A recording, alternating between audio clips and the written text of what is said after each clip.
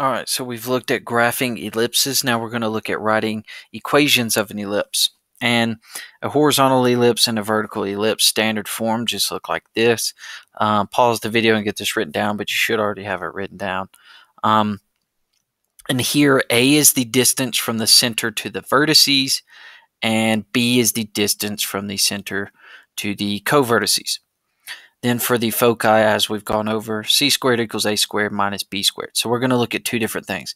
We're going to be given a graph, and we're going to figure out the equation for that, or the equation for the ellipse that's graphed. And then we're going to get a vertice, a covertice, and we're going to be able to do, figure out our equation from those two things.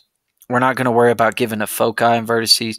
We're not going to worry about that. We're just going to worry about vertices and covertices and then our graphs. So when we're looking at our graphs, we need to know three things to be able to write this equation. We need to know our center, our vertices, and our covertices. So our center is pretty easy. It's just going to be the middle of our ellipse. And in this case, in number 1, it would be 0, 0. So that just tells us our numerators for our standard form of an ellipse, our standard form equation. Now our vertices will come from the longer axis of symmetry endpoints. So here the longer axis of symmetry is this horizontal axis of symmetry, or this horizontal line. So our endpoints are those two endpoints there. Those are our vertices. So our vertices here would be at 6, 0, and -6, 0. That also tells you where once you figure out what A is, that also tells you which numerator to put that under. So our A is going to go under our X, our numerator with X in it. So then we're going to figure out our covertices, which is just the smaller axis of symmetry, which would be this vertical line here. Those two endpoints are the covertices. So those two endpoints are at 0, 4 and 0, -4. All right, that's all we need to graph these. Now the foci, we'll get to that in a second. That's just pretty much the same thing we did yesterday with the foci, but we can go ahead and make our equation here. Okay, so our center is 0, 0, so that tells us that we're just going to have x squared over something plus y squared over something, and everything's going to be equal to 1. So now we need to figure out what those denominators are. And A comes from our vertices. So our vertices here, the distance between our x-coordinate 6 and our center x-coordinate is 6 units. So that means that A is equal to 6, and so A squared is going to be equal to 36. A squared is going to be equal to 36. And since our horizontal axis of symmetry was the longer one, that tells us that that 36 is going to go under the numerator that has x in it.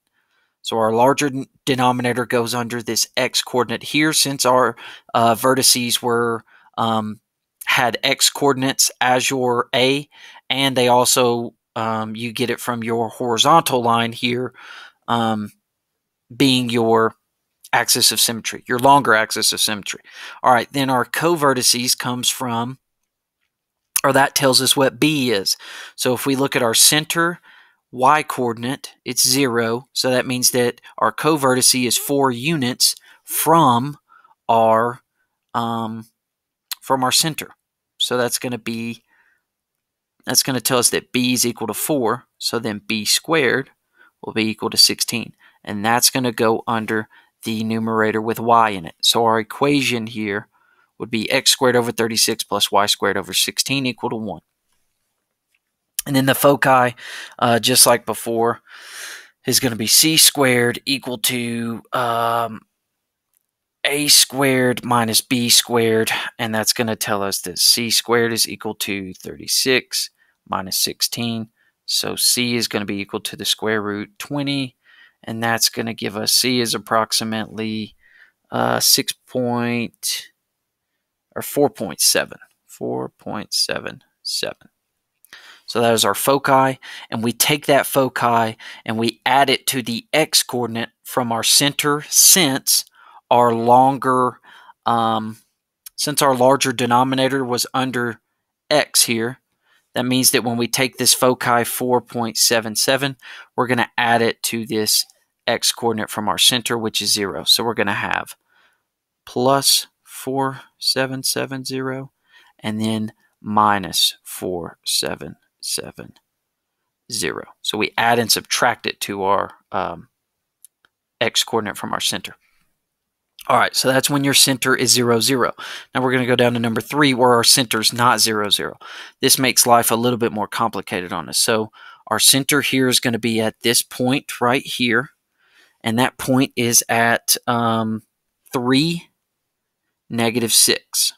So that's going to tell us the numerators for our equation, and then we need our vertices and our covertices. So our vertices come from the larger axis of symmetry endpoints. So the larger axis of symmetry here would be horizontal. So our endpoints are going to be those two endpoints there. Those endpoints would be at 8, negative 6, and they would be at negative 2, negative 6. And then our covertices come from the smaller or the shorter axis of symmetry, which is here. So these two endpoints are our covertices. So our covertices are 3, negative 5, and 3, negative 7. All right. So now we have everything we need, except we need to know what A and B are. So just from what we have right now, we could go ahead and say that we're going to have our numerator for x be x minus 3 because we have to flip this sign here. And that's going to be squared over something plus y plus 6 because we have to change the sign from our center for our standard form over something equal to 1. So that's where we are so far. We need to know what these denominators are. And those come from A and B. A comes from your vertice. So you can do this one of two ways. You could take this x coordinate here and subtract it from your, or subtract it by your center, and that will give you the distance between those. Or you could just come over here to your graph and say, okay, I know that my A has to be A units to the left or to the right of my center, since my vertices are, since this is a horizontal ellipse.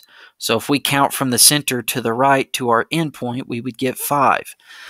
So you could do that either way here.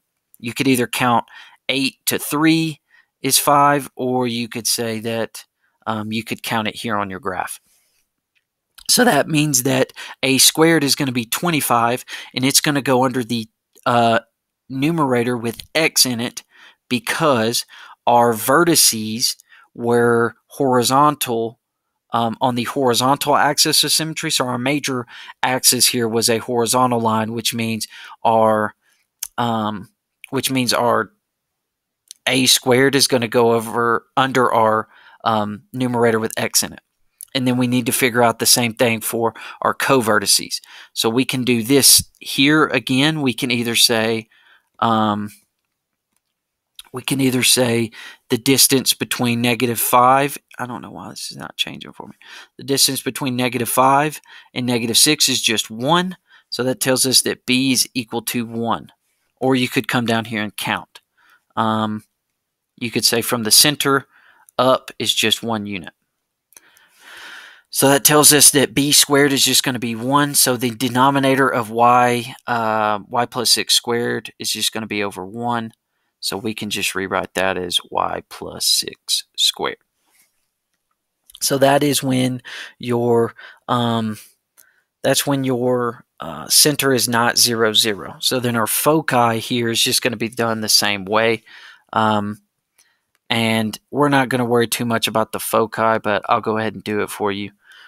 C squared equals A squared minus B squared, which would be C squared is equal to, let's see, 25 minus 1. So C is going to equal the square root of 24. And that's going to be approximately, C is going to be approximately 4.9. So we're going to take that and we're going to either add it or subtract it to our x or y's, and we're going to add it to our x's from our center and subtract it because 25 is our larger denominator and it's under the numerator x. So that tells us to take that foci and add it and subtract it to the center's x coordinate. So we'll get 7.9, negative 6 when we add it, and negative 1.9, negative 6 when we subtract it. All right, then the last part is set 2. So we're going to look at set 2.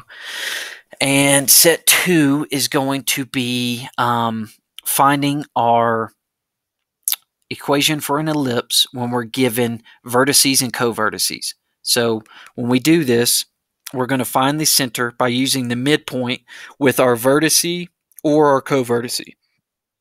And then we're going to use the vertices to find A, the covertices to find B. Don't have to worry about this part. Then we'll be able to determine the direction. So I'm going to do 4 and 6. Number 4, we can take the center of this or figure that out by taking the midpoint of each of our vertices or each of our covertices. So if we do that, it will be negative 5 plus 5 over 2, and then we'll have 0 plus 0 over 2, which that's just going to give us 0, 0. So our center here is 0, 0. That tells us our numerators for our equation of an ellipse. But now we have to figure out what A and B are. So A comes from your vertices. So if our vertices here are in the x position, or the change here is in the x coordinate, that means that our A is just going to be however many units that x coordinate is away from the x coordinate of the center. So the difference between either negative 5 or 5 from the center, 0, would be 5. So A is going to be 5, and A squared is going to be 25. And then the same thing can be done with B. So B comes from our covertices. And if you notice, the covertices between each of these are changing from negative 2 to 2 in the y coordinate. So that means that we can compare that with the center y coordinate, and how many units it is from that center. Each of those are from the center is what B is. And so it's going to be 2 units. So then B squared will be 4. So our equation here is going to be pretty simple because we already figured out what A squared and B squared are. Now we just need to know where to put our denominators. So our equation is going to look like this. It's going to look like x squared plus y squared. Both of those are going to be over something equal to 1. Now we got to figure out where 25 and 4 go, if they go on under x or under y. And 25 here would go under x because the change in our vertices was in the x-axis. So that tells us that our larger denominator goes to the x-axis or under it.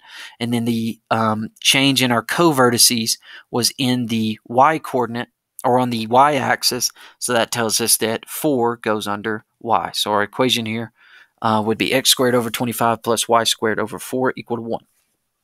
Now, when you're given vertices and they're not the center, it is a little bit difficult, but it's not too bad. It's pretty much the same process. So I'll show you that one too. So when we look at, we're given 2 vertices here and 2 covertices. We're going to find the center first. I always just use my covertices to find the center.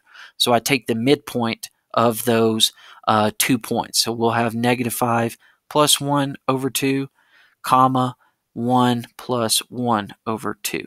That's going to give us negative 2, 1 as our center. So that's our center. And our that's going to help us with our numerators for our equation.